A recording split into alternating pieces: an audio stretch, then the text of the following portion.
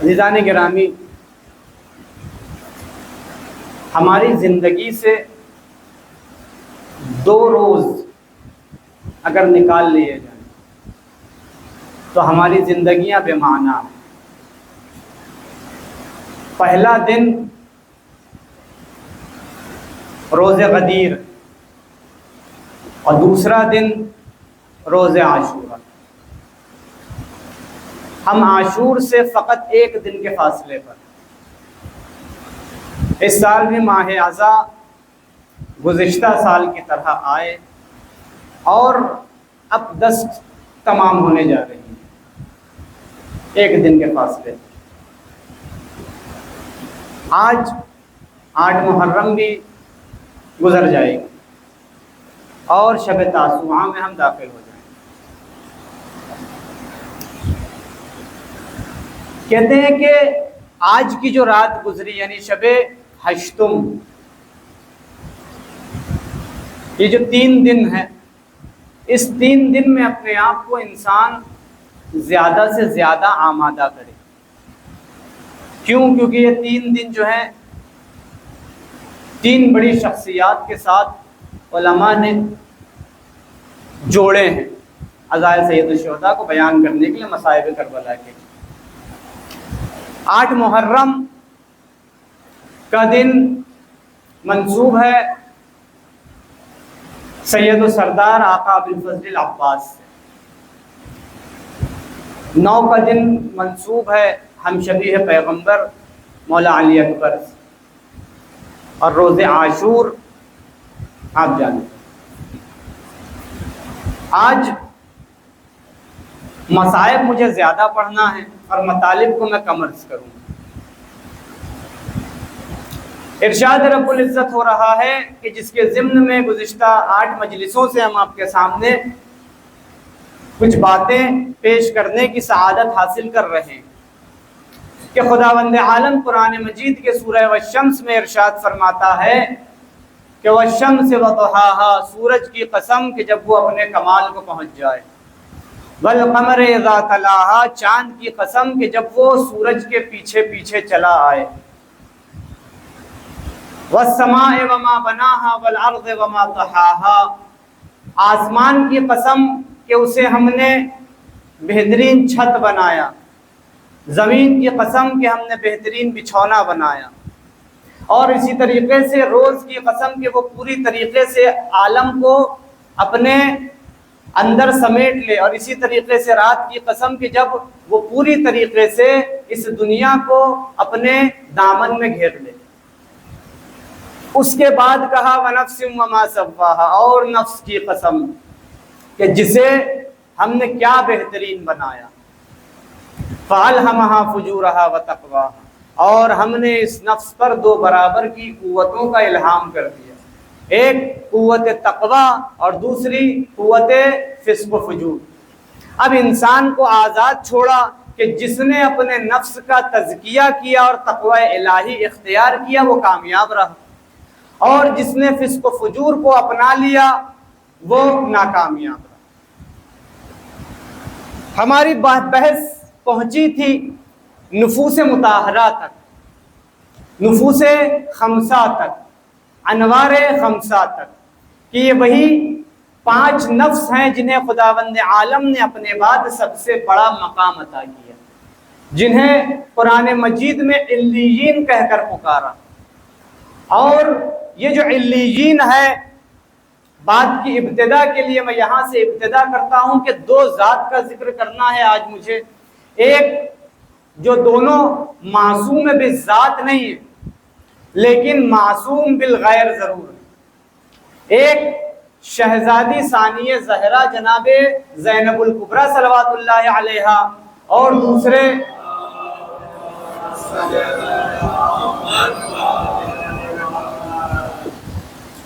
نفس پاک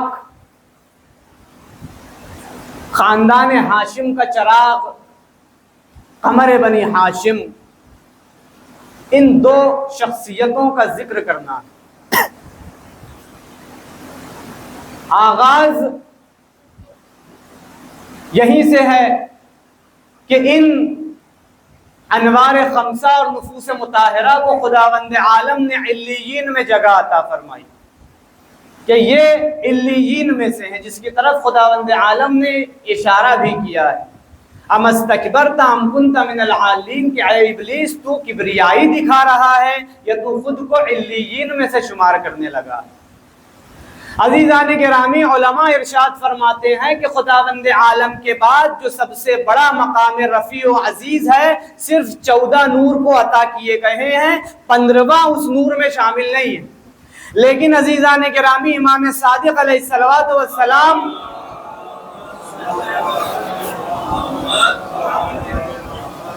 صاحب لسان غیب ارشاد فرماتے ہیں کہ رفع اللہ ذکرک فی علیین، کہ اے چچا عباس، خداوند عالم نے آپ کے ذکر کو علیین میں جگہ دی ہے۔ یعنی یہ کہا جا سکتا ہے کہ 14 کے علاوہ 15واں کوئی علیین میں شامل ہے تو ذکر ابی الفضل العباس۔ یا پھر اس طریقے سے کہہ دیں کہ خداوند عالم نے کہا ہے کہ 14 کا ذکر کرنا انسانوں کی ذمہ داری ہے، یعنی یہ کہ جب مومنین جمع ہو جائیں تو 14 کا ذکر کریں، اور 14 آسمانوں پہ جمع ہو جائیں تو ذکر ابی الفضل العباس کریں۔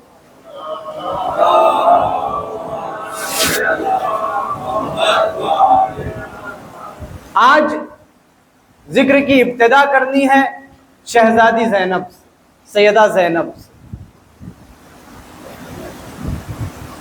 ہم اس مقام تک آئے تھے نفس سے نفس کے مقام عصمت تک، کہ کس طریقے سے خدا نے عصمت کو بنایا اور اس عصمت کے ذریعے سے تمام انبیاء کو عصمتیں بانٹی، یہاں تک ہم پہنچے۔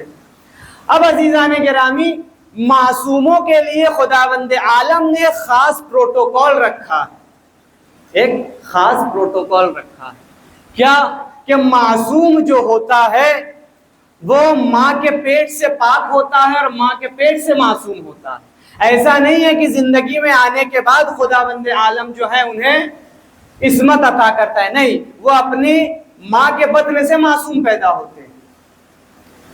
اور دوسرا پروٹوکول ان کے لیے کیا ہے؟ کہتے ہیں دوسرا پروٹوکول معصوم کے لیے 1,24,000 کے لیے، انبیاء کے لیے اور 14 معصومین کے لیے یہ خاص ہے کہ خداوند عالم ان کے ناموں کو آسمان سے بھیجتا ہے۔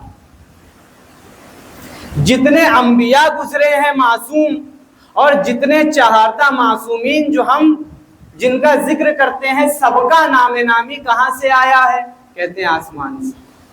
رسول اللہ کی جب ولادت ہوئی تو رسول اللہ کا نام کس نے رکھا؟ رسول اللہ کے دادا نے۔ رسول اللہ کے دادا کون تھے؟ جناب عبد المطلب۔ جناب عبد المطلب ولی خدا تھے اس دور میں جب کوئی نبی نہیں تھا۔ ولی خدا وہ ہوتا ہے جو آسمانوں پر لکھی ہوئی عبارتوں کو پڑھ لیتا ہے۔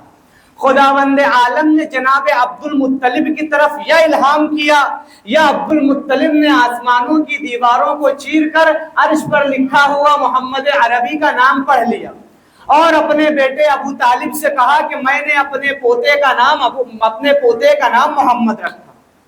اسی طریقے سے علی ابن ابی طالب جب خانہ کعبہ میں متولد ہوتے ہیں تو 3 دن تک آنکھیں نہیں کھولی، 3 دن تک کسی کا چہرہ نہیں دیکھا، 3 دن تک شیر مادر بھی نہیں پیا۔ اس کے بعد جب تیسرے دن باہر آتے ہیں تو آغوش رسالت میں اپنی آنکھیں کھولتے ہیں۔ اب یہاں رسول اللہ نے اپنا لعاب دہن چسایا اور امیر المؤمنین کا نام علی رکھا۔ کس نے نام عطا کیا؟ رسول نے۔ اور رسول کا نام کہاں سے؟ رسول کو کس نے بتایا؟ خداوند منان نے۔ ٹھیک ہے، اب فاطمہ الزہرا متولد ہوتی ہیں۔ حضرت زہرا کا نام کس نے رکھا؟ رسول اللہ نے۔ کون لایا؟ جناب جبریل لائے کہ خدا چاہتا ہے اے محمد آپ اپنی بیٹی کا نام فاطمہ رکھو۔ ٹھیک ہے، اب عزیزان گرامی جناب حسنین جو ہے متولد ہوتے ہیں۔ جب حسنین متولد ہوتے ہیں پھر ایک مرتبہ جبریل کی ڈیوٹی باندھی گئی کہ جبریل جاؤ اور میرے حبیب سے کہنا کہ تمہارے نواسے کا نام ہم نے حسن رکھا۔ پھر جب حسین متولد ہوئے تو کہا اے جبریل جاؤ اور کہنا تمہارے چھوٹے نواسے کا نام ہم نے حسین رکھا۔ نام کہاں سے آ رہے ہیں معصوموں کے؟ کہتے ہیں عرش اعظم پر لکھا ہوا نام ہوتا ہے جو معصوموں کو عطا کیا جاتا ہے. ٹھیک ہے, اس بات کو اپنے ذہن میں رکھنا. ذکر ہے آج سیدہ زینب کا, جو معصوم بالذات تو نہیں ہے, لیکن اس بات سے معلوم ہوتا ہے کہ جناب زینب کسی نہ کسی لحاظ سے معصوم تو ہے اور مقام عصمت پر فائز ہیں. جناب زینب کبریٰ صلوات اللہ علیہا کا تولد ہوتا ہے. جب یہ متولد ہوتے ہیں تو رسول خدا سفر پر ہیں. اب جب ان کی ولادت ہوتی ہے تو ایک مرتبہ جناب فاطمہ زہرا علی مرتضیٰ سے کہتے ہیں ابوالحسن ہمارے گھر میں خدا نے آپ کی رحمت بھیجی ہے, آپ کی رحمت بھیجی ہے جو آپ کی مصیبتوں پر آپ کے سر پر سایہ رحمت رکھے گی. کہا اے ابوالحسن میں چاہتی ہوں کہ آپ اس کا نام رکھ دیں. تو ابوالحسن نے کہا آپ صاحب عصمت کبریٰ ہیں, آپ ہی نام رکھ دیں. کہا اے علی جب تک آپ موجود ہیں میں اس بچی کا نام رکھنے میں پہل کیسے کر سکتی ہوں. غور سے سنیے گا مقام زینب, مقام نفس زینب. امیر المومنین انتظار میں ہے کہ کب رسول اللہ آئیں گے سفر سے اور رسول اللہ جناب زینب کا نام رکھیں گے, اس بچی کا نام رکھیں گے. رسول اللہ 3 دن کے بعد سفر سے واپس آتے ہیں اور امام علی کے گھر تشریف لاتے ہیں اور کہتے ہیں لاؤ میری بیٹی کو مجھے دے دو. اب وہ ننھی سی جان رسول اللہ کی آغوش میں ہے, یا میں یوں کہہ دوں رسالت کا ایک پھول آغوش رسالت میں. اب امام علی کہتے ہیں یا رسول اللہ ابھی تک اس بچی کا نام نہیں رکھا گیا ہے, ہم چاہتے ہیں کہ آپ ہی اس بچی کا نام رکھ دیں. تو رسول اللہ کیا کہتے ہیں جناب زینب کے نام رکھنے پر کہ اے علی جب تک خدا ہے تب تک محمد کیسے اس بچی کا نام رکھنے میں پہل کر سکتا ہے. ٹھیک ہے, اب رسول اللہ اس انتظار میں ہے کہ کب خداوند عالم اس بچی کا نام بھیجے. خداوند عالم نے جبریل کی پھر سے ڈیوٹی باندھی اور کہا اے جبریل جاؤ اور میرے حبیب سے کہنا ہم نے تمہاری نواسی کا نام زینب رکھا. میں کہوں گا اللہ اکبر, مقام زینب مقام ذاتی عصمت پر فائز نہیں ہے. خداوند عالم نے عصمت کے پروٹوکول پر زینب کے نام کو رکھا ہے اور مقام زینب کو رکھا ہے. جب معصوموں کا نام آسمانوں سے آتا ہے تو معصوم کو عطا کیا جاتا ہے, لیکن مقام زینب کبریٰ کو دیکھیے کہ معصوم نہیں ہے پھر بھی نام آسمانوں سے بھیجے جاتے. صلوات پڑھ محمد و آل محمد.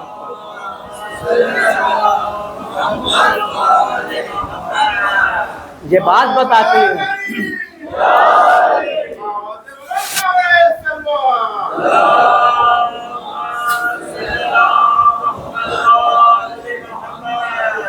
ذرا تصور کیجئے, ابھی امام حسین کی تو بات بہت دور ہے, وہ ذاتی عصمت پر فائز ہے, لیکن جناب زینب اور کون سی ذات ہے 14 کے علاوہ اور معصوموں کے علاوہ جن کے نام کے لیے خداوند عالم نے آسمان سے جناب جبریل کو دوبارہ سے رحمت دی ہو؟ فقط جناب زینب. جناب زینب کے مقام کو بیان کرنے کے لیے, ان کے نفس کے کمال کو بیان کرنے کے لیے رسول اللہ نے جب انہیں اپنی آغوش میں لیا اور جب نام رکھا گیا, اس کے بعد رسول اللہ نے جب جناب زینب تھوڑی بڑی ہوتی ہیں تو ایک مرتبہ رسول اللہ جناب زینب کو اپنے آغوش میں لیے ہوئے ہیں اور ایک حدیث ارشاد فرماتے ہیں. کیا حدیث ارشاد فرماتے ہیں؟ کہتے ہیں مثل ابنتی زینب کا مثل الخدیجہ, کہ میری بیٹی زینب کی مثال میری خدیجہ جیسی. اب ذرا تصور کیجئے, میں یہاں مماثلت کو بیان کرنے کی کوشش کر رہا ہوں. جناب خدیجہ کے پاس مال بہت تھا, جناب خدیجہ نے بہت مال جو ہے عالم اسلام پر خرچ کیا. آج وہ مسلمان جو خدیجہ کا ذکر کم کرتے ہیں وہ خدیجہ کے ٹکڑوں پر پلے ہوئے مسلمان. خدیجہ نے اتنا مال دیا ہے مسلمانوں کو.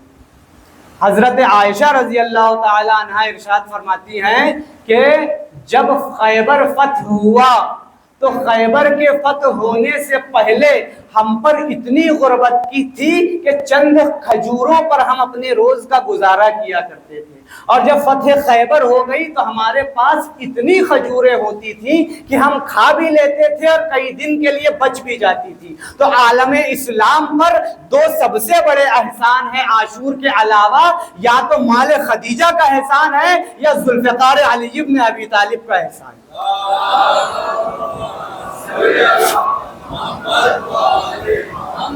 ٹھیک ہے، جناب زینب کو کہا کہ مثل ابنتی زینب کا مثل الخدیجہ، کہ میری زینب کی مثال میری خدیجہ کی سی۔ تو کیا جناب زینب نے مال دیا مسلمانوں کو؟ کہتے ہیں نہیں۔ جناب خدیجہ کا سب سے بڑا کام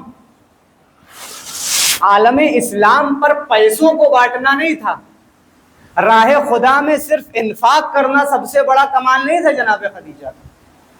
دیکھیے تاریخ سنا رہا ہوں آپ کو، رسول اللہ پر جب غار حرا میں پہلی وحی ہوتی ہے اور آیت نازل ہوتی ہے اقرا بسم ربک الذی خلق، کون آیت لے کر آئے؟ جناب جبرائیل۔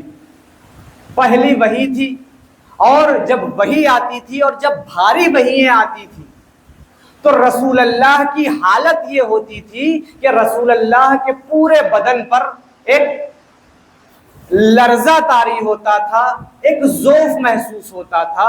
خود ہمارے یہاں مورخین نے لکھا ہے کہ جنہوں نے رسول پر وحی کو اترتے ہوئے دیکھا ہے، کچھ وحییں اس طریقے سے اترتی تھی کہ خداوند عالم جناب جبریل کو نہیں بھیجتا تھا وحی لے کر، ڈائریکٹ خداوند عالم اپنی جانب سے قلب رسول پر اس وحی کو نازل کرتا تھا۔ کیوں؟ اس لیے کیونکہ کچھ آیتیں قرآن کی اتنی وزنی ہوا کرتی تھی کہ خود جناب جبرائیل امین کا وجود مبارک بھی ان پیغامات کو اٹھانے کی لیاقت نہیں رکھتا تھا۔ صرف دو ہی جگہ تھی جہاں پر یہ وحییں اتاری جا سکتی تھی، یا خداوند عالم کی طرف سے آئے، خدا اسے حمل کر سکتا ہے، یا صرف اور صرف قلب محمد۔ جب وحی اتری ہے تو رسول اللہ نے سب سے پہلا ذکر کس سے کیا؟ جناب خدیجہ سے۔ یہ تو اس وقت کی بات ہے جب خدیجہ نے، جب رسول اللہ کو رسول منتخب کر لیا گیا۔ اس سے پہلے کی کیا صورتحال تھی جانتے ہیں؟ کہتے ہیں رسول اللہ پہ تانے کسے جاتے تھے، رسول اللہ پر طنز کیا جاتا تھا، اور آپ یہاں جتنے افراد بیٹھے ہیں سب مرد ہیں، سب بالغ ہیں، جوان ہیں، اور کچھ ایسے ہیں جو دنیا کے کافی دنیا دیکھ چکے اور بڑے بڑے تجربوں سے گزر چکے ہیں۔ میں آپ سے سوال کرتا ہوں، جب آپ دو روٹی کمانے کے لیے گھر سے باہر نکلتے ہیں تو کتنی منت و مراد کرنی ہوتی ہے، کتنی عام زبان میں کتنی بری باتوں کو سننا پڑتا ہے۔ آج جو جوان ہیں اگر کسی گیرج میں جا کر دو روٹی حلال کی کمانی ہے تو اس سے اپنے استاد سے مار بھی کھانی ہے، نعوذ باللہ گالی بھی کھانی ہے، وہ سب برداشت کرتا ہے۔ کیوں؟ کیونکہ اگر وہ گھر سے باہر نہیں نکلے گا تو دو روٹی گھر میں نہیں آئے گی۔ کتنی محنت و مشقت ہوتی ہے، کتنے طنز ہوتے ہیں۔ تمام طنز کو اٹھانے کے بعد مرد گھر واپس پلٹ کر آتا ہے اور اپنے گھر والوں سے کئی طنز کو چھپاتا ہے، لیکن جو بیوی ہوتی ہے وہ سمجھ جاتی ہے آج شوہر کا دن سخت تھا۔ رسول اللہ نے پوری امت کی سختیاں اپنے سر اٹھائیں، رسول اللہ نے پیغام رسالت کو، پیغام خداوند عالم کو مسلمانوں تک پہنچایا، انسانوں تک پہنچایا۔ رسول پر تانے بھی کسے گئے، رسول پر بہتان بھی باندھے گئے، رسول کو برا بھلا بھی کہا گیا۔ رسول اللہ جب سارے تانوں کو سن لیا کرتے تھے اور جب گھر آیا کرتے تھے تو کون تھا جو اپنی چادر رحمت میں رسول اللہ کے تمام طنز کو دور کرتی تھی؟ اور پورے عرب کے طنز سے کون بی بی تھی جو رسالت کو محفوظ رکھتی تھی؟ کہتے ہیں وہ جناب خدیجہ تھی جو اپنی چادر کے تحت رسول اللہ پر ہونے والے تمام طنز سے اور رسول اللہ پر ہونے والی اس آتش طنز سے محفوظ رکھتی تھی جو رسول اللہ کے سینے کو چھلنی کر دیا کرتا تھا۔ اب یہاں سے سمجھنا کیوں رسول نے کہا کہ میری زینب میری خدیجہ کی مانی مانند ہے. ارے خدیجہ وہ ہے جو رسالت کو اپنی چادر میں رسالت کو طنز کی آگ سے محفوظ رکھے, اسے خدیجہ کہتے ہیں. اور جو جلتے ہوئے خیمے کی آگ سے امامت کو اپنی پشت پر لاد کر اس کی جان کی حفاظت کر جائے, اسے زینب الکبریٰ کہا جاتا ہے. صلوات پڑھو محمد وآل محمد.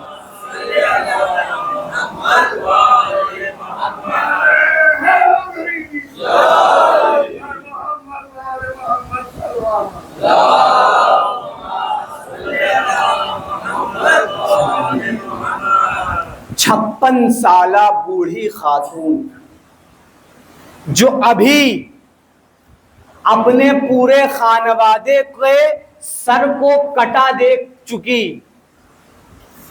نیزوں پر صلوات پڑھے محمد وآل محمد. آپ تمام حضرات سے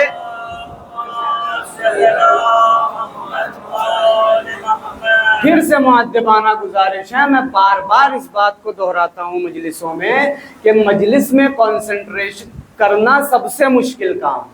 میں نے ایک مثال دی تھی کہ اگر پیچھے ایک گلاس گر جائے تو ذہن آدم اتنا کمزور ہے, بہت تجربہ ہے اس کو زندگی کا, اس کے باوجود بھی اس کا ذہن جو ہے دوسری جگہ چلا جاتا ہے کہ لائٹ بند ہوئی تو کیوں ہوئی, وہاں سے پھول گرا تو کیوں گرا. حالانکہ اس میں آپ کی بھی غلطی نہیں ہے, کیونکہ یہ کہا جاتا ہے کہ اگر ذاکر کی بات میں ہی دم نہیں ہے تو عوام کیسے متوجہ ہو. اب اگر ایک گلاس کے گر جانے سے عوام ادھر متوجہ ہو جائے تو بھائی اس میں غلطی ذاکر کی ہے کہ ذاکر ہی کوئی اچھی بات نہیں پہنچا پا رہا ہے. تو میں آپ سے مؤدبانہ گزارش کروں گا کہ محنت سے آپ کو کچھ باتیں سنا رہا ہوں تو یہ سمجھ کے سن لیجئے کہ تبرک ہے, ہو سکتا ہے آپ نے پہلے کہیں سنا ہو. صلوات پڑھے محمد وآل محمد.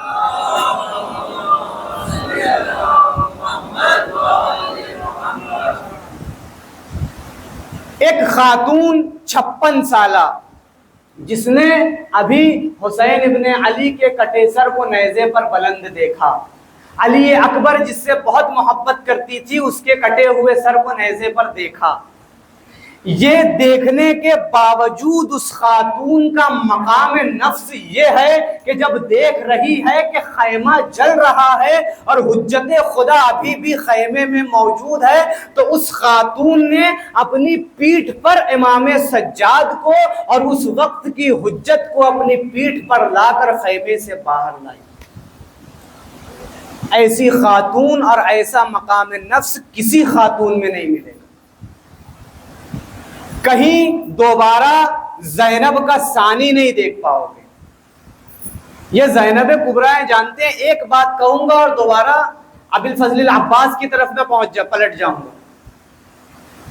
جناب ابی الفضل العباس کی ہی بات سے آپ نے دیکھا ہوگا یا سنا ہوگا یا پڑھا ہوگا, تاریخ بشریت میں حضرت آدم سے لے کے آج تک کی تاریخ میں تاریخ دان یہ بیان کرتے ہیں کہ فقط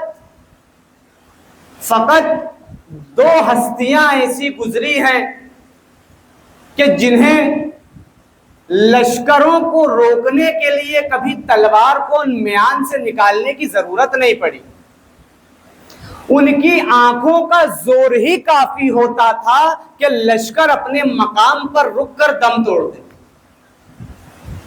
2 ہستیاں, ایک محمد مصطفیٰ کے چچا ابو طالب, کہ کبھی ابو طالب نے دشمنوں کے سامنے تلوار نہیں کھینچی, صرف ابو طالب کی آنکھوں کے روب نے دشمنوں کے پسینے چھڑوا دیے. اور کسی کی ہمت نہیں ہے جب تک ابو طالب محمد کے سامنے ہے کوئی محمد کی طرف آنکھ اٹھا کر دیکھ لے. یہ پہلی شخصیت. اور دوسری شخصیت اسی ابو طالب کا پوتا قمر بنی ہاشم. کہا قمر بنی ہاشم میں بھی وہی جلال و عظمت تھی جو جناب ابو طالب کی آنکھوں میں تھی. تاریخ نے لکھا ہے جب جناب عباس لشکروں کی طرف آنکھیں اٹھا کر دیکھ لیتے تھے تو لشکر اپنے مقام پر کھڑا رہتا تھا, نہ ایک قدم آگے بڑھتا تھا نہ ایک قدم پیچھے آتا. کیوں؟ کیونکہ جب عباس خط کھینچتے تھے تو اب میمنہ کا لشکر میسرہ نہیں جا سکتا اور میسرہ کا لشکر میمنہ نہیں آ سکتا۔ اب ذرے ذرے پر عباس کی نگاہیں ٹکی ہوئی۔ آپ جانتے ہیں وہ وقت جب حسین نے اپنے خیموں کو نصب کیا اور نصب کرنے کے بعد پسر سعد نے آ کر حکم دیا کہ اے حسین اپنے خیموں کو پیچھے ہٹا لو یا نہر سے دور کر لو، تو یہ آواز پہنچی قمر بنی ہاشم کے کانوں میں۔ قمر بنی ہاشم نے کچھ نہیں کہا، بس اپنے گھوڑے کو آگے بڑھایا، ایک خط کھینچی اور کہا اگر تم میں سے کوئی مرد ہے تو اس خط کو پار کر کے دکھائے۔ کسی میں یہ ہمت نہیں تھی کہ عباس کی کھینچی ہوئی خط کو پار کر کے اس طرف آ جائے۔ اب یہاں پر رک جاؤں گا اور اپنی بات کی طرف آؤں گا۔ یہاں پر بھی حسین نے عباس سے نہیں کہا، عباس سے نہیں کہا عباس تھم جاؤ۔ حسین کس کے پاس گئے؟ حسین گئے جناب زینب کے پاس اور کہا بہن زینب، عباس کو ہم روک نہیں سکتے، عباس کو جو ذات روک سکتی ہے وہ فقط اور فقط تم ہو۔ میں تم سے گزارش کرتا ہوں اے بہن کہ ابھی عباس کو روک لو، عاشور کو ابھی وقت ہے۔ زینب نے پیغام بھجوایا عباس، بھیا عباس واپس آ جائیے۔ عباس واپس پلٹ آئے۔ کہاں سے بات شروع کی تھی؟ دو شخصیت تاریخ بشریت کی کہ جن کی آنکھوں کے زور پر لشکر رک جایا کرتا تھا، ان میں سے پہلے ابو طالب ہے اور دوسرے قمر بنی ہاشم ہے۔ یعنی لشکروں میں کسی کی 30,000 کا لشکر ہے جو قمر بنی ہاشم کی آنکھوں پر رکا ہوا ہے۔ تو میں یہ کہتا ہوں تاریخ یہ لکھتی ہے کہ عباس جب بھی زینب کی خدمت میں آتے تھے تو تاریخ نے لکھا ہے عباس کی آنکھیں صرف زینب کے قدموں کو دیکھا کرتی تھی۔ عباس کی آنکھیں صرف اور صرف زینب کے قدموں کو دیکھا کرتی تھی۔ اتنی غیور ذات تھی کہ کبھی شہزادی زینب کے آنکھوں سے آنکھیں ملا کر کبھی زینب سے بات نہیں کی۔ اتنا احترام کرتے تھے کہ وہ فاطمہ زادی ہے، میں کنیز زادہ ہوں، فاطمہ زادی کے قدموں کے طرف دیکھ کر بات کروں گا۔ یہ عباس ہے۔ اب دونوں تاریخوں کو اور دونوں باتوں کو ملاؤ، مقام زینب کبریٰ کیا ہے کہ جس کی آنکھوں کے زور پر 30,000 کا لشکر رک جائے اسے عباس کہتے ہیں، اور وہی آنکھیں جس کے قدموں پر جھک جائے اسے زینب الکبریٰ کہا جاتا ہے۔ صلوات پڑھیں محمد و آل محمد۔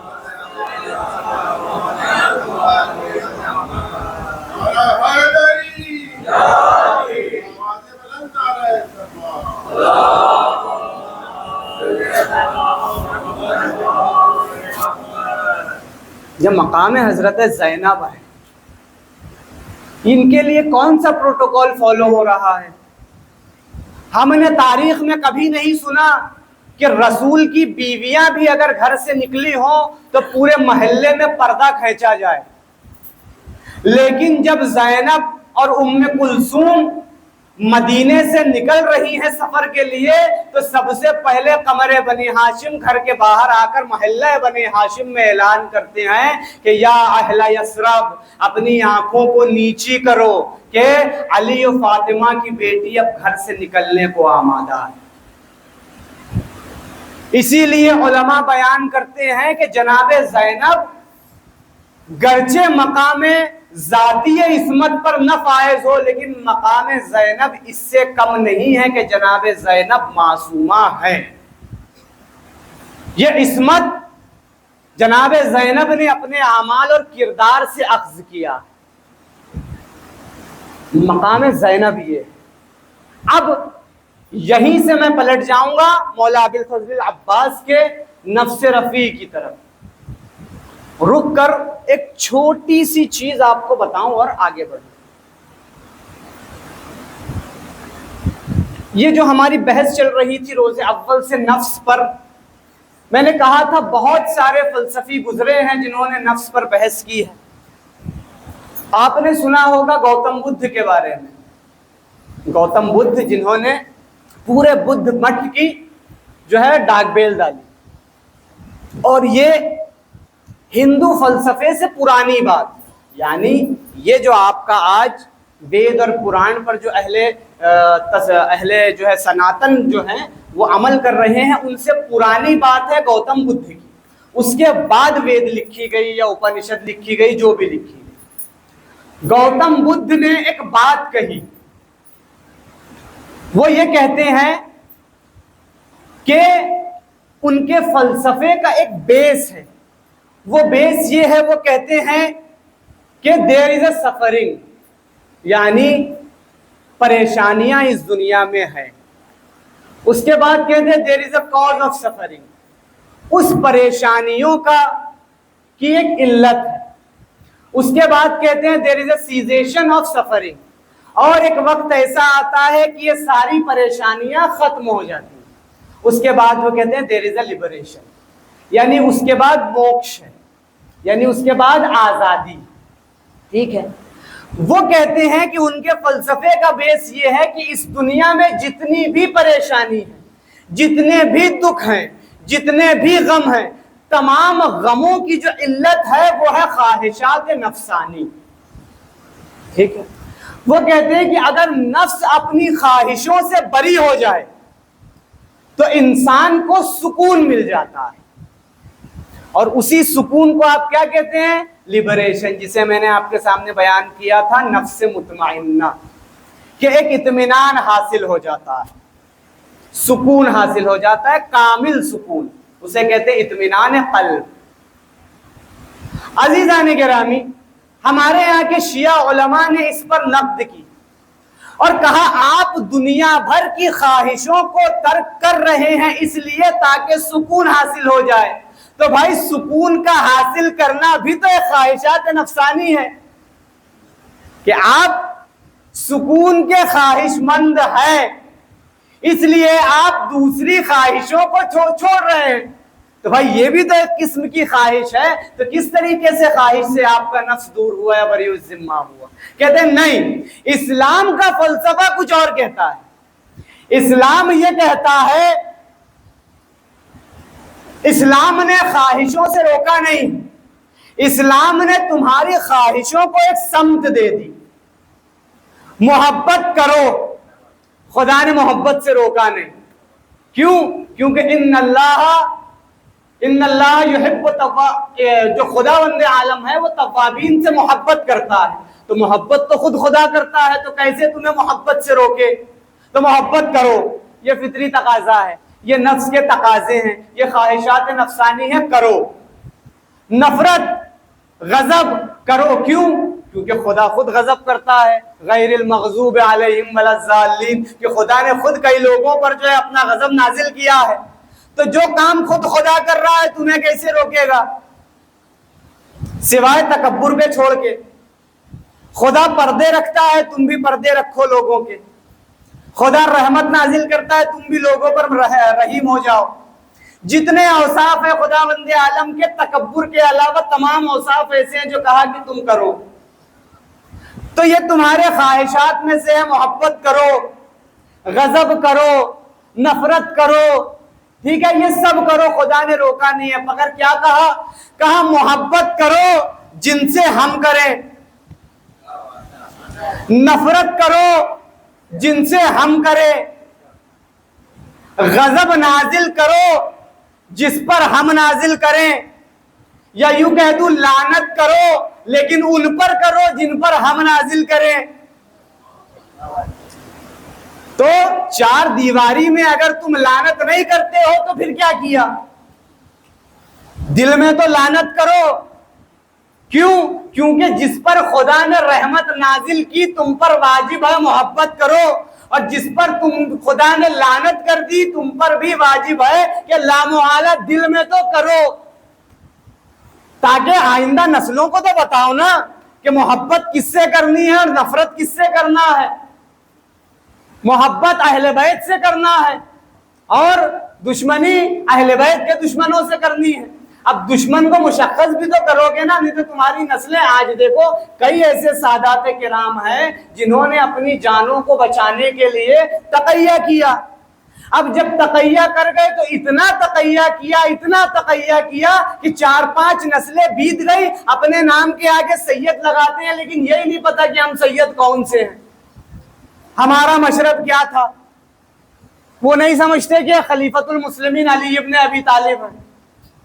تو عزیزان گرامی، اس سے اپنے بچوں کو محفوظ رکھو، گھر میں تو بتاؤ کہ دشمن اسلام ہے کون، ہاں اس چیز کی بھی پاسداری رکھو کہ مومنین کی دل آزاری نہ ہو۔ دیکھیں دونوں بات میں نے کر دی ہے، آپ میں سے کوئی میرا دامن نہیں پکڑ سکتا کہ مولانا غلط بات کہہ دی، دونوں بات کی ہے کہ خود امیر المومنین نے کہا ولا جبر ولا تفویض والامر بین الامرین، نہ زیادتی کرو نہ کمی کرو، امر کو درمیان میں رکھو، ٹھیک ہے۔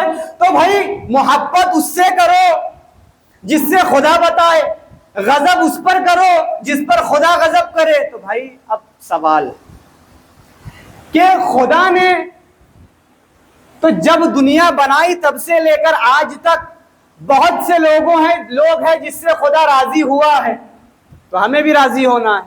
بہت سے لوگ ہیں جن پر خدا غضبناک ہوا ہے، ہمیں بھی ان سے ہونا ہے۔ لیکن اب معلوم کیسے ہو کہ کس پر غضب ہے اور کس پر رضا ہے؟ تبھی تو معیار مشخص ہونا ہوگا نا کہ کس سے محبت ہے، کس پر رضا ہے، کس سے راضی ہونا ہے، کس پر غضب کرنا ہے۔ تو خود صحیح مسلم کی صحیح روایت میں یہ بات لکھی ہوئی ہے کہ ایک مرتبہ رسول اللہ مسجد نبوی میں تشریف فرما تھے، سیدہ چھوٹی تھی، ننھے قدموں سے جو ہے رسول کی خدمت میں آتی ہے، رسول جو ہے اپنے مقام کو چھوڑ کر کھڑے ہو جاتے ہیں۔ اصحاب رسول نے پوچھا یا رسول اللہ، بیٹی کا اتنا احترام کہ آپ مقام کو چھوڑ کر کھڑے جا رہے ہیں؟ تو رسول نے کہا کیوں احترام نہ کروں، میں نے خود جبریل سے سنا ہے، میرے پاس پیغام لے کر آئے تھے کہ کہا ان اللہ یرضا لرضاہا وان اللہ یغضب لغضب الفاطمہ، کہ خداوند عالم فاطمہ کی رضا سے راضی ہوتا ہے، فاطمہ کے غضب سے غضبناک ہوتا ہے۔ اب ہمیں تو معیار مل گیا، جس سے فاطمہ راضی ہے وہ ہمارے لیے علیہ السلام، اور جس سے فاطمہ ناراض ہے وہ ہمارے لیے لعنت اللہ علیہ۔ تو معیار خواہشات نفسانی تو آپ کو مل گیا کہ فاطمہ راضی ہیں تو کرو، اور اگر فاطمہ غضبناک ہے تو مت کرو، اور اس پر تم بھی غضبناک ہو جاؤ۔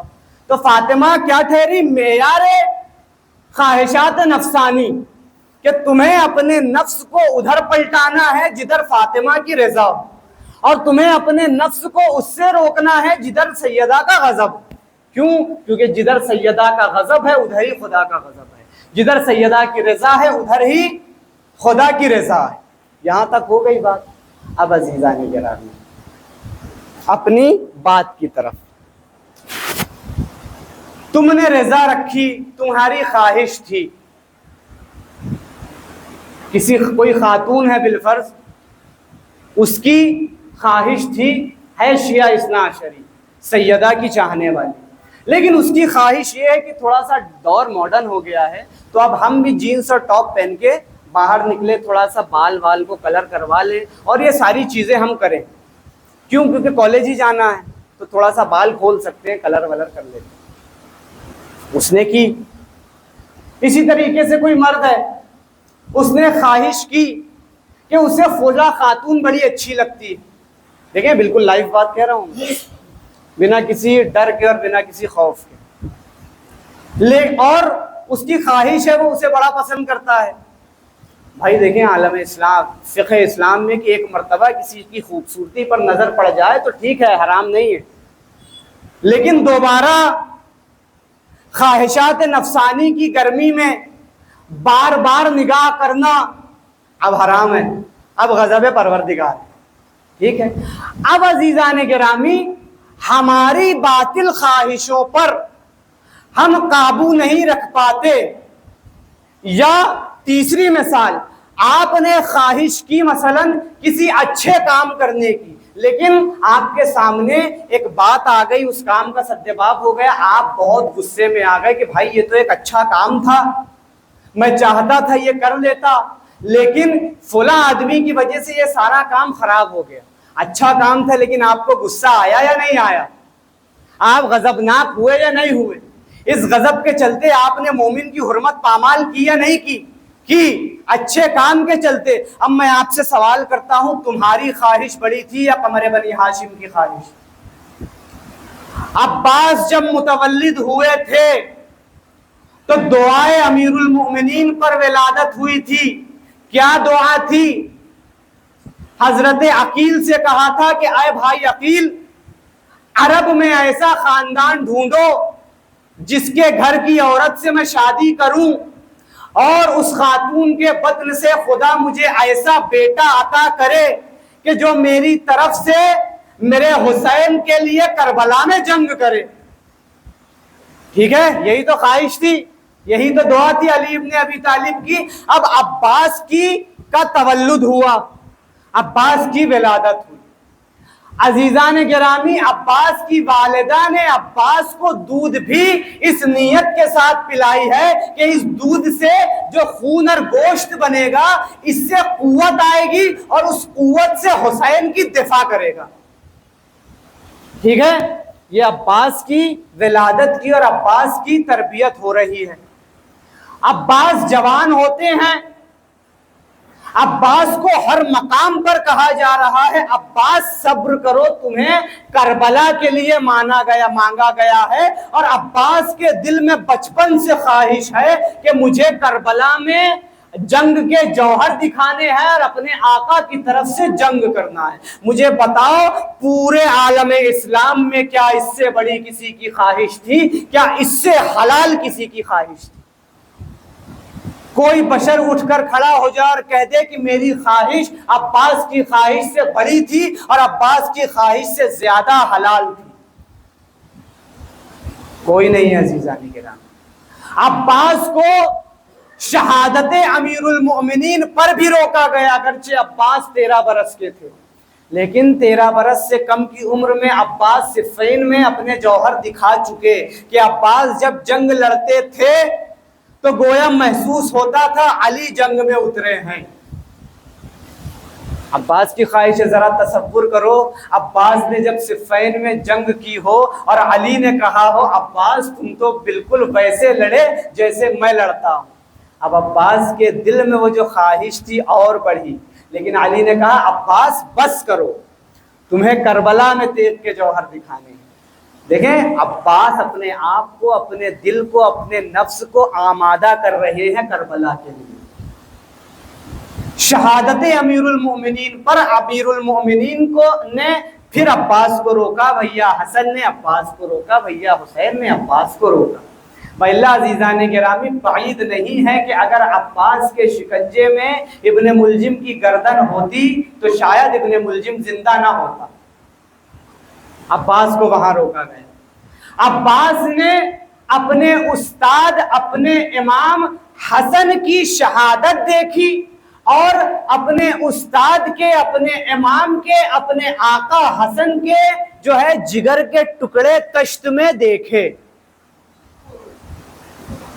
اور حسن کے جنازے پر تیر دیکھے۔ عباس کو پھر حسین نے روکا کہ عباس یہ کربلا نہیں، یہ مدینہ ہے۔ اب جیسے جیسے وقت قریب آ رہا ہے عاشور کا، عباس کی خواہش شدید ہوتی چلی جا رہی ہے کہ کل اب جو ہے جنگ کے جوہر دکھانے۔ اب عباس پوری حشمت و بزرگی و جلال کے ساتھ کربلا پہنچے۔ کربلا پہنچنے کے بعد جب عباس کو یہ کہا گیا کہ عباس تم جنگ نہیں کرو گے، صرف بچوں کے لیے پانی لے آؤ، تو ذرا سوچو عباس کے دل پر کیا بیتی۔ لیکن عباس نے اپنے غضب کو، اپنی خواہش کو، جو پیدائش سے لے کر 32 سال کی عمر میں تک ایک ہی خواہش تو تھی جو عباس کے دل میں، عباس کے نفس میں تھی کہ میں کربلا میں اپنے آقا حسین کی طرف سے جنگ کروں گا۔ حسین نے کہہ دیا عباس تم جنگ نہیں کرو گے۔ عباس نے اپنی خواہش کو وہیں پر مار دیا، یہ کہتے ہوئے کہ بھائی خواہش تو وہ ہوتی ہے جس میں حجت خدا کی رضا ہو۔ اگر حجت خدا کہہ دے کہ عباس لڑو تو عباس حجت خدا کہہ دے کہ عباس تھم جاؤ تو عباس تھم جائے. ایسا تزکیہ نفس تاریخ بشریت میں اگر کوئی دکھا دے تو ہم عباس کی فضیلتوں کو بیان کرنا چھوڑ دیں. کوئی انسان یہ نہیں کر سکتا قبلہ جو عباس نے کیا ہے. عباس کی سب سے بڑی اور عظیم قربانی یہ تھی کہ جس مقصد کے لیے عباس پیدا ہوتے ہیں، جس خواہش کے لیے عباس نے زندگی گزاری ہے، اسی خواہش پر آ کر فاطمہ کے لال نے کہا عباس یہ نہیں کرنا ہے، اور عباس نے کہا آغا چشم. ایک خواہش، اسے کہتے ہیں عزیزان گرامی تزکیہ نفس، جسے خداوند عالم نے کہا وَنَفْسٍ وَمَا سَوَّاهَا فَأَلْهَمَهَا فُجُورَهَا وَتَقْوَاهَا کہ تم تقوی بھی اختیار کر سکتے ہو، تم فسق و فجور بھی اختیار کر سکتے ہو. تقوی عباسی کا نام یہ ہے کہ اپنی خواہش کو قربان کر دے. فَأَلْهَمَهَا فُجُورَهَا وَتَقْوَاهَا قَدْ أَفْلَحَ مَنْ زَكَّاهَا. اب میں یوں کہہ دوں اور ہم نے عباس کے نفس پر الہام کیا کہ یہ فسق ہے، یہ فجور ہے. قَدْ أَفْلَحَ مَنْ زَكَّاهَا، اور وہ کامیاب ہوا جس نے اپنے نفس کا تزکیہ کیا. تو اب معصوم کے بعد اگر کسی کا نفس، کوئی شخص یہ کہنے کا مستحق ہے اور حق رکھتا ہے کہ میرا نفس کامیاب ہوا، تو سوائے ابوالفضل العباس کے اور جناب زینب الکبریٰ کے کوئی نہیں.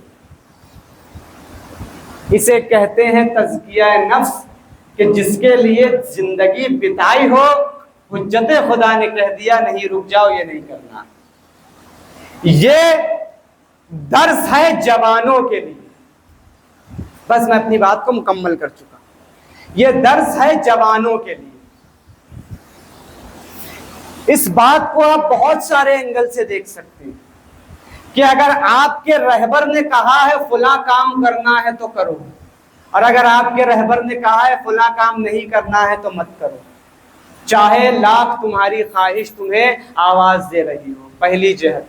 دوسری جہت، اگر بڑا بھائی ہے اور تمہیں حکم دے رہا ہے تو یہ سوچ کر قبول کر لو کہ جس طریقے سے عباس نے اطاعت کی تھی میں سنت عباسی پر عمل کر رہا ہوں. جس طریقے سے عباس کی عزت و حرمت کا خیال عباس کا بھائی حسین کرتا تھا، یہ درس ہے حسین کی طرف سے کہ بڑا بھائی اپنے چھوٹے بھائی کی عزت و حرمت کا خیال رکھے، یہ سوچ کر کہ یہی سنت حسین ابن علی.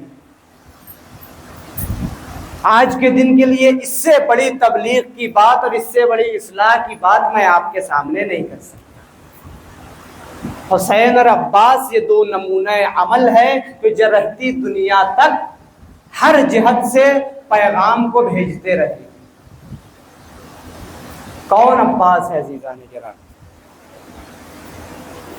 دیکھیں 6:45 ہو چکا ہے اور مجلس کے اختتام تک اذان مغرب کا وقت داخل ہو جائے. کتنا وقت ہے مغرب کی اذان کو؟ کوئی بتائے ذرا. 7:20. آج قمر بنی ہاشم کے مصائب سنیں. اپنے ذہن میں عباس کی تصویر بناؤ. سب سے پہلے عباس کون ہے؟ عباس جب پیدا ہوتے ہیں، تصویر بناتے چلنا میرے ساتھ. عباس پیدا ہوتے ہیں، ام البنین انتظار میں ہے کہ علی ابن ابی طالب ابھی جب گھر میں آئیں گے تو میں ان کے بیٹے کو ان کی آغوش میں رکھوں گی اور علی ابن ابی طالب عباس کا نام رکھیں گی. ٹھیک. علی گھر میں آتے ہیں، جناب قمر بنی ہاشم کو آغوش میں لیتے ہیں اور سب سے پہلے آ کر دونوں بازوؤں کو چومتے ہیں. ٹھیک. جیسے ہی بازوؤں کو چوما جناب ام البنین رونے لگی، لیکن شکایت نہیں کی. امام علی نے پوچھا ام البنین کیوں گریا کرتی ہو؟ یہ تو خوشی کا مقام ہے. کہا آقا میں نے سوچا تھا کہ جس طریقے سے سارے بچے پیدا ہوتے ہیں اس گھر میں تو آپ سب کی پیشانیوں کو اور رخساروں کا بوسہ لیتے ہیں. آپ نے عباس کے رخسار اور پیشانی کا بوسہ نہیں لیا، آپ نے بازوؤں کا بوسہ لیا. شاید وہ سارے بچے زہرا زادے تھے، وہ آقا زادے تھے وہ، لیکن میرا بچہ زہرا زادہ نہیں. کہا نہیں ام البنین، بات یہ نہیں ہے. تم جانتی ہو میں نے عباس کے ہاتھوں کا بوسہ کیوں لیا؟ کہا اس لیے کہ جب یہ اپنے بھائی حسین کے لیے پانی لینے کربلا جائیں گے تو ان کے دونوں بازوؤں کو قلم کر دیا جائے گا. عباس بڑے ہوتے، واقعات ذہن میں رکھیے. عباس ابھی 1 سال کے ہونے کے، ایک طرف سے احاطے میں ایک طرف سے جناب ام کلثوم نے عباس کو تھاما ہوا ہے، ایک طرف سے جناب زینب نے تھاما ہوا ہے. ٹھیک، اور عباس ابھی چلتے نہیں، دونوں بہنوں کی انگلیاں پکڑے عباس زمین پر قدم ٹیک ٹیک کر تھوڑا تھوڑا چل رہے. امیر المومنین داخل خانہ ہوتے ہیں اور دیکھ کر خوش ہوتے ہیں اور کہتے ہیں سبحان اللہ، میری دونوں بیٹیاں میرے بیٹے کو چلنا سکھا رہی ہیں. جناب زینب اور ام کلثوم نے ایک آواز ہو کر کہا نہیں بابا، ہم عباس کو چلنا نہیں سکھا رہے ہیں، ہم عباس جیسے بھائی کے سائے میں جینا سیکھ رہے ہیں، چلنا سیکھ رہے ہیں. زینب ام کلثوم 1 سال کے عباس ہیں، لیکن کیا وقار ہے عباس کا. کہا ہم عباس جیسے بھائی کے سائے میں چلنا سیکھ رہے ہیں. عباس اور بڑے ہوتے ہیں. کوفہ ہے یا مدینہ، حسین کو بچپن سے پیاس بہت لگتی، اور جناب سیدہ نے بھی علی سے وصیت کی تھی کہ اے علی، حسین کو بیچ رات میں اٹھ کر پانی ضرور پلاتے رہے. امام حسین کو پیاس بہت لگتی. امام حسین ایک مرتبہ آواز دیتے ہیں اپنے گھر میں کہ مجھے پیاس لگی ہے، ذرا کوئی پانی لے آئے. اس سے پہلے کہ کوئی اٹھتا، امیر المومنین حیات میں، اس سے پہلے کہ کوئی اٹھا، عباس ننھے قدموں سے کوزہ اٹھاتے ہیں اور جا کر آب کو اس کوزے میں بھرتے ہیں، اور چونکہ ہاتھ چھوٹے چھوٹے ہیں قمر بنی ہاشم کے، کوزے کو سر پر رکھتے ہیں اور پوری طاقت کے ساتھ دوڑتے ہیں تاکہ امام حسین کی پیاس کی شدت نہ بڑھے. دیکھیں کتنا خیال ہے اس کم سنی میں. دوڑتے ہوئے چلے آتے ہیں تو سارا کوزے کا پانی عباس کے دونوں بازوؤں پر گرتا ہے. ایک مرتبہ تھوڑا سا پانی جب کوزے میں رہ گیا، سید الشہداء کے لیے پیش کرتے ہیں. ایک کونے سے امیر المومنین اس منظر کو دیکھتے ہیں اور زارو قطار گریا کرنے لگتے ہیں.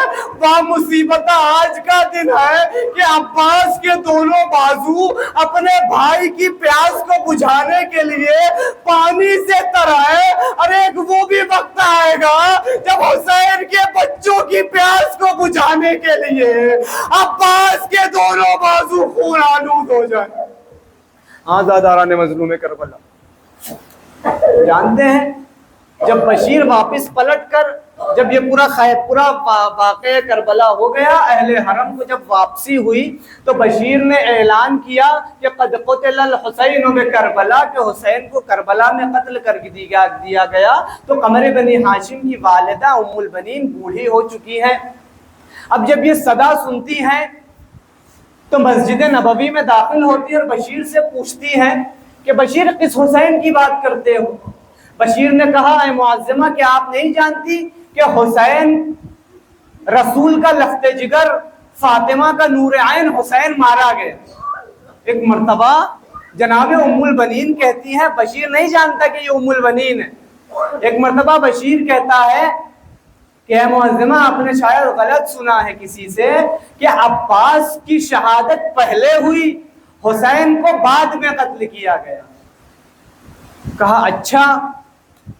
کہا کیسے؟ کہا عباس کو سر پر گرز ماری گئی.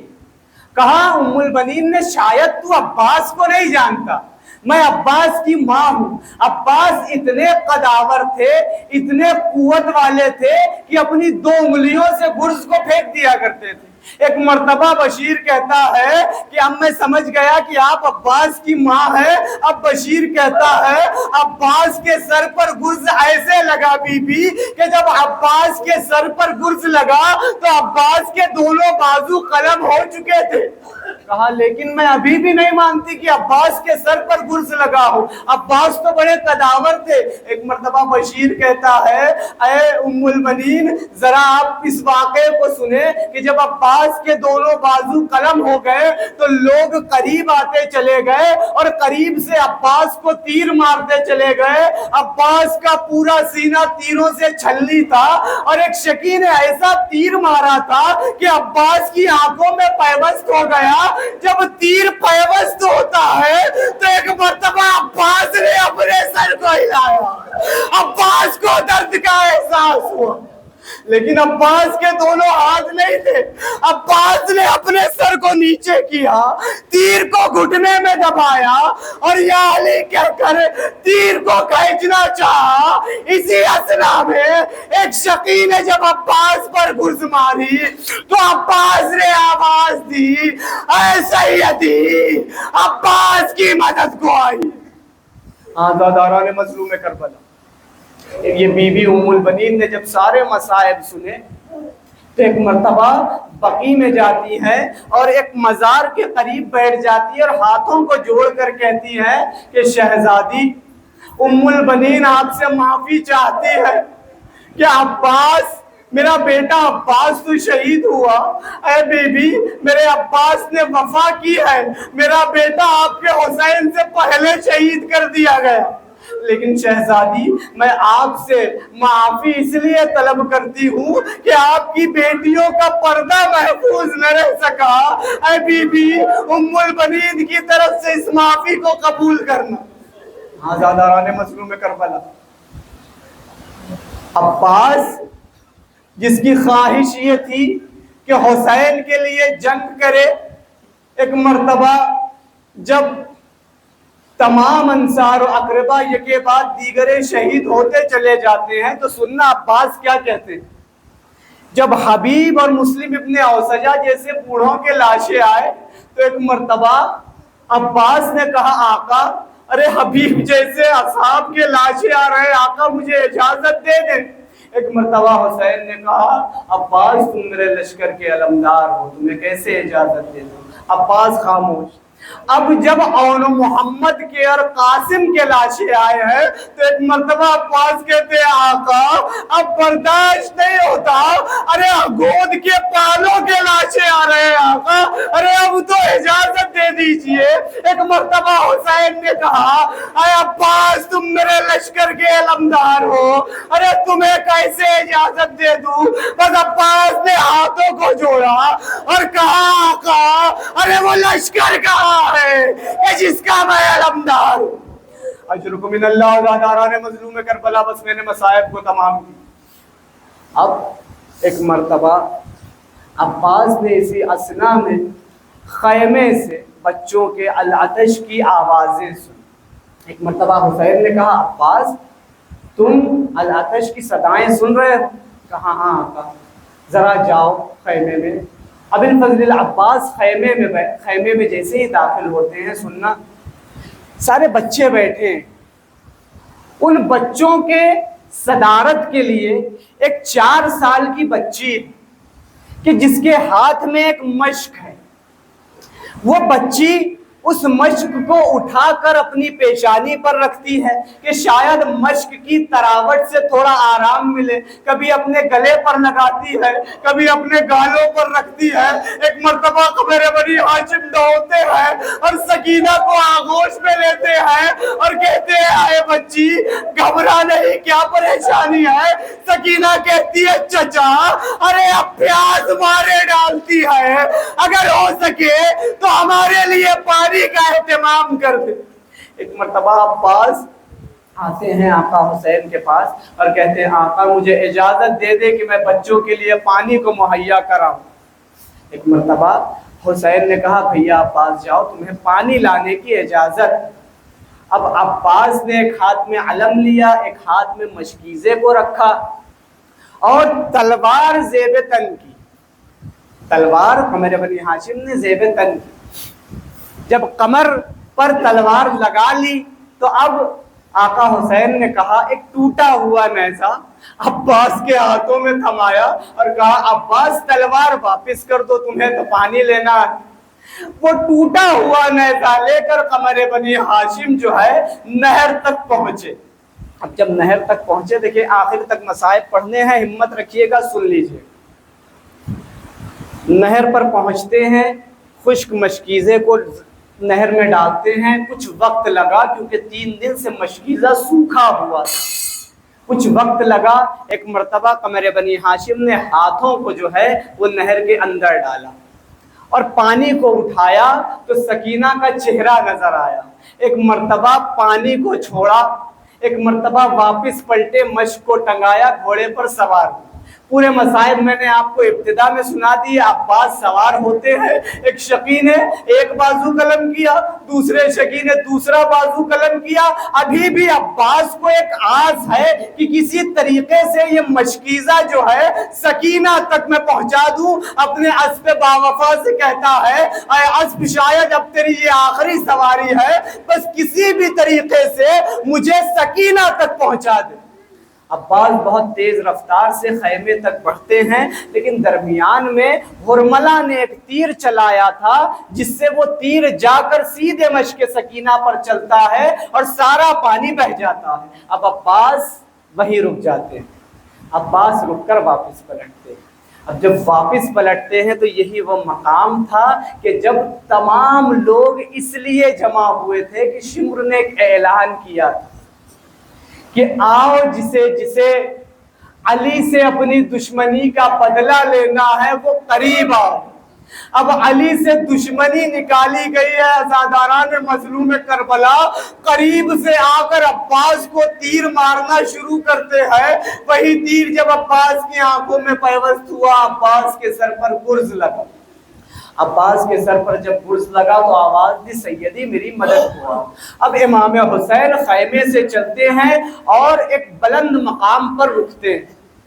وہاں جا کر رکتے ہیں تو کیا دیکھتے ہیں کہ ایک بازو کٹا ہوا وہیں پر پڑا ہوا ہے۔ مولا امام حسین نے اس بازو کو اٹھایا، اپنے سینے سے لگایا اور کہا، رے یہ میرے عباس کے بازو ہے۔ چند قدم اور آگے بڑھتے ہیں، دوسرے بازو سے ٹکراتے ہیں، دوسرا بازو اٹھاتے اور کہا، یہ میرے عباس کے دوسرے بازو ہیں۔ عباس کے دم توڑتے لاشے تک حسین پہنچے، روتے ہوئے عباس کے سر کو اپنے زانوں پر رکھتے ہیں۔ اب عباس کو غش سے افاقہ ہوتا ہے۔ عباس نے دیکھا آقا حسین کے زانوں پر میرا سر ہے۔ ایک مرتبہ حسین نے کہا کہ عباس کیا کوئی وصیت ہے؟ کہا آقا میری ماں نے کہا تھا کہ جب میں پیدا ہوا تھا، میری ولادت ہوئی تھی تو سب سے پہلے آپ کے چہرہ انور کی زیارت کی تھی۔ آقا میرے ایک آنکھ میں تیر پیوست ہے، ارے دوسرے آنکھ میں خون جمع ہوا ہے، اگر زحمت نہ ہو تو اپنی ابا کی دعوت سے میرے آنکھوں کے خون کو صاف کر دیں تاکہ میں آپ کی زیارت کر لوں۔ اب حسین نے اپنے ابا کے دامن سے عباس کی ایک آنکھ سے خون کو صاف کرنا شروع کیا۔ عباس نے زیارت کر لی تو کہا آقا ایک اور وصیت ہے۔ کہا عباس کیا؟ کہا آقا میری ماں نے مجھ سے کہا تھا کبھی فاطمہ کے بچوں سے کوئی کام نہ لینا۔ آقا میں نے فاطمہ الزہرا کے بچوں سے کبھی کوئی کام نہ لیا۔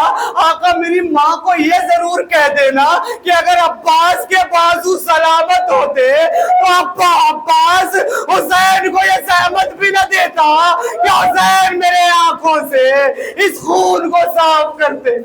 آزاداران مظلوم کربلا آخری جملے اور آپ کی زحمتوں کو تمام کر دیتا ہوں۔ ایک مرتبہ حسین نے کہا عباس اپنی وصیت کو پورا کر لیا؟ کہا ہاں آقا۔ کہا حسین، عباس ایک حسین کی بھی وصیت۔ کہا آقا آپ حکم کرے، غلام آپ کے لیے حاضر ہے۔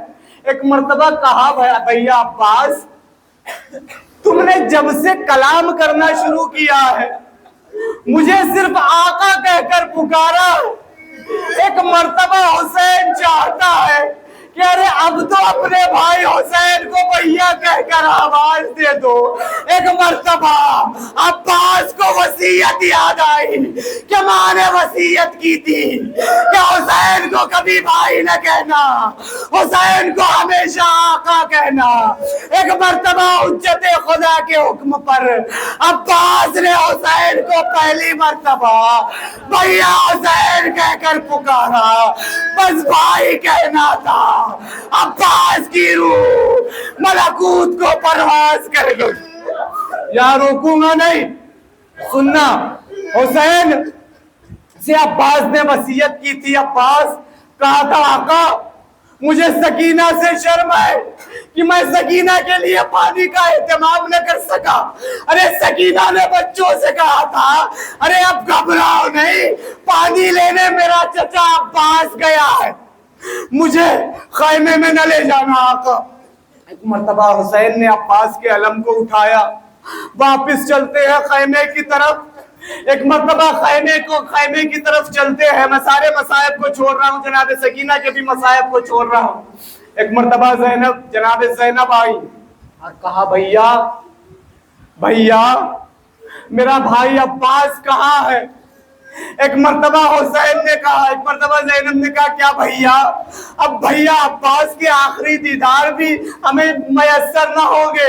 ایک مرتبہ حسین نے کہا بہن زینب میں کیا کرتا, ارے عباس کو سکینہ سے شرم تھی کہ کس طریقے سے سکینہ سے نظریں ملاؤں گا. عباس دریا کے کنارے سوئے ہیں. ایک مرتبہ جب زینب کو یہ خبر ملی کہ عباس مارے گئے, ارے خیمے میں تمام بیویوں کو جمع کیا اور کہا ہے بیویوں سفر کی ابتدا میں زینب نے تمہارے پردوں کی ضمانت لی تھی, ارے میرا بھیا عباس مارا گیا. زینب سب پردوں کی ضمانتوں کو واپس لیتی ہے.